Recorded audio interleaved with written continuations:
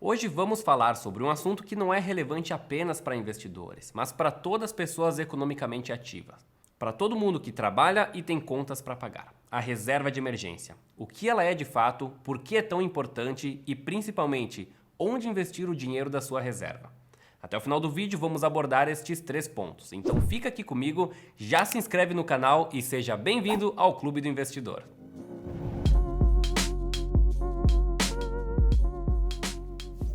O nome já é bem intuitivo. A reserva de emergência é aquele dinheiro que você tem disponível para utilizar caso algum imprevisto aconteça e você precise de dinheiro para resolver esse problema.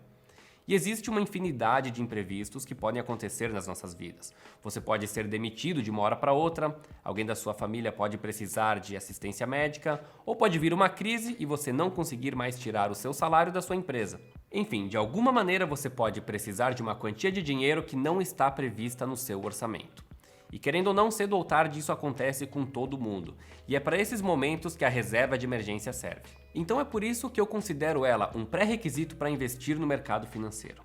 Antes de investir em qualquer outro ativo, principalmente de renda variável, tenha uma reserva de emergência para sua segurança e para não ter que tirar dinheiro de outros investimentos de longo prazo que podem estar performando mal no momento. Vou dar um exemplo. Vamos supor que você investe em ações sem ter uma reserva de emergência. Você começou a investir em janeiro de 2020 e aportou R$10.000 em ações. Em fevereiro veio a crise e em poucos dias a bolsa de valores derreteu mais de 40%. Ou seja, de um mês para o outro, o seu patrimônio de R$10.000 virou R$6.000. E a sua empresa teve que fechar por causa do lockdown. Então você não tem mais a sua renda porque a sua empresa está fechada e aquele patrimônio que você tinha derreteu 40%. Se você não tiver uma reserva de emergência ou uma outra fonte de renda, vai se obrigar a vender as suas ações com esse prejuízo gigantesco para poder se manter. Enquanto quem tem uma reserva nessa mesma situação vai utilizar a reserva para cobrir os seus gastos e o patrimônio investido em ações vai recuperar com o tempo. Nesse caso, recuperou no mesmo ano. Ao final de 2020, a bolsa já havia retomado ao patamar pré-crise. Nesse caso, temos um exemplo real que aconteceu há pouco tempo e serviu para reforçar a importância de ter uma reserva de emergência.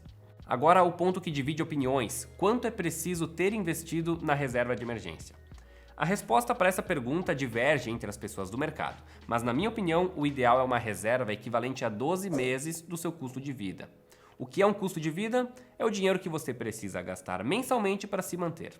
Aluguel, comida, água, luz, tudo isso faz parte do seu custo de vida. Gastos supérfluos não entram aqui, como viagem, por exemplo. A reserva de emergência serve para manter o custo de vida por um período de tempo que você não está tendo renda. E, obviamente, nesses momentos não se deve gastar com aquilo que não é essencial. Então, se o custo de vida de uma pessoa for R$2.500 por mês, a reserva de emergência deve ser no valor de R$30.000. E é claro que a grande maioria das pessoas não começa com esse valor todo e precisa ir montando a reserva aos poucos. E aqui entra a importância da organização financeira, que falamos no outro vídeo, porque para sobrar dinheiro e investir na reserva, os seus gastos mensais precisam ser menores do que os seus ganhos. E quanto maior for a porcentagem que você consegue poupar e investir, mais rápido vai construir a sua reserva de emergência e em seguida começar a investir em outros ativos que têm uma rentabilidade maior. Mas afinal, onde investir o dinheiro da reserva de emergência? Quais são os melhores ativos para esse tipo de investimento? Aqui precisamos levar em consideração 2 pontos. O ativo precisa ter alta liquidez e baixo risco. Alta liquidez para você conseguir resgatar esse dinheiro no momento que for necessário, ou no máximo no dia seguinte, e conseguir cumprir com qualquer imprevisto que tenha aparecido. E baixo risco, porque o objetivo aqui não é ter uma rentabilidade fora da curva, e sim manter o poder de compra daquele dinheiro para utilizar na emergência. Ativos de baixo risco normalmente possuem menor rentabilidade, mas são os mais seguros e são esses que buscamos para a nossa reserva. E temos algumas opções que se enquadram nesse cenário. A mais conhecida é o Tesouro Selic, um título do Tesouro Direto que possui rentabilidade diária, ou seja, todos os dias ele corrige o seu valor somado com a rentabilidade daquele dia. E essa rentabilidade acompanha a taxa Selic, que é a taxa básica de juros no Brasil, mais uma pequena taxa anual, algo em torno de 0,1%. Se formos consultar o site do Tesouro Direto, podemos ver que temos 2 opções de títulos Tesouro Selic, um com vencimento em 2025 e outro em 2027. mas você pode vender eles a qualquer momento, em qualquer dia útil. Se vender até às 13 horas, o dinheiro entra no mesmo dia. Depois desse horário, ele vai entrar no próximo dia útil. Então, se vender na segunda-feira, o dinheiro vai entrar na terça-feira. Mas se você vender na sexta-feira, ele vai entrar na próxima segunda. O Tesouro Selic costuma ser a principal opção para a reserva de emergência, por sua segurança.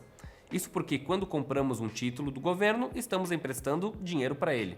E as chances do governo brasileiro falir são muito inferiores à de um banco falir, porque ele pode sempre imprimir mais dinheiro.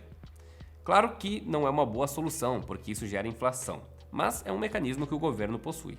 Outra opção de ativos para a reserva de emergência são títulos privados, os famosos CDBs. E aqui continua valendo aqueles dois pré-requisitos, alta liquidez e baixo risco. Os CDBs normalmente são pós-fixados e rendem uma porcentagem do CDI. Se for 100% do CDI, fica bem próximo da taxa Selic, mas é preciso ficar atento a alguns pontos. Esse título precisa ter liquidez diária, para você conseguir resgatar o valor no mesmo dia ou no máximo no dia seguinte. E é importante escolher um CDB que renda no mínimo 100% do CDI. Se for mais que isso, melhor. Mas por quê? É simples, porque o Tesouro Selic, que falamos anteriormente, ele rende a taxa Selic. E se o rendimento do CDB for inferior a isso, vale mais a pena deixar o seu dinheiro no título do Tesouro. E se quando compramos títulos do Tesouro estamos emprestando dinheiro para o governo, ao investir em um CDB, você está emprestando dinheiro para uma instituição financeira. Normalmente é algum banco que emite esse CDB, que também costumam ser ativos muito seguros, porque eles contam com a proteção do FGC, o Fundo Garantidor de Crédito. O FGC é como se fosse um seguro para os investidores. Se você possui um título de um banco e esse banco quebra, ele não vai te pagar. Mas o FGC surgiu para solucionar esse problema, porque ele te reembolsa o valor investido. Claro que tem alguns limites. O FGC reembolsa até R$1 milhão por CPF, mas tem um limite de R$250 mil por instituição financeira. Se você tem 1 milhão em títulos do mesmo banco, o FGC vai te reembolsar somente 250 mil. Mas se tiver R$1 milhão investido em 4 bancos diferentes, sendo 250 mil em cada banco, ele vai te embolsar R$1 milhão. E esse limite de 1 milhão é válido para 4 anos. Se você utilizar uma parte dele, depois de 4 anos, o seu limite volta.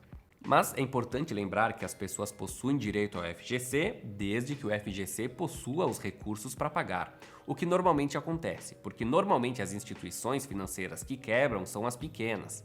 Mas se tivéssemos um problema generalizado na economia e diversos bancos grandes quebrassem, complicaria a situação. É muito improvável que isso aconteça, mas ultimamente estamos vendo que nada é impossível nesse mundo. Por isso, o Tesouro Selic ainda é o ativo mais seguro. E a terceira e última opção para reserva de emergência é a mais recente, as contas remuneradas dos bancos digitais. Como, por exemplo, a conta remunerada do Nubank, que rende 100% do CDI. Novamente é importante lembrar que renda pelo menos 100% do CDI, senão, como falamos antes, é mais vantajoso investir no Tesouro Selic, que rende a taxa Selic e é mais seguro. Se eu fosse escolher uma dessas opções para deixar a minha reserva de emergência, seria o Tesouro Selic, levando em conta a segurança e a liquidez desse ativo. Mas se tiver um CDB de um banco bom, que tem uma liquidez diária e renda mais do que o Tesouro Selic, eu iria para essa opção, porque um pouco de rentabilidade a mais é sempre bom. Mas é claro que essa é a minha opinião, não é recomendação de investimentos. Com base nessas informações que eu passei, você pode escolher a que se sentir mais confortável. E é isso, pessoal. Se esse vídeo ajudou você de alguma forma, deixa o seu like e não esquece de se inscrever no canal. Assim você fica por dentro de todos os lançamentos, que acontecem uma vez por semana. O meu nome é Cassiano Dalmas. Muito obrigado por assistir até aqui e até a próxima!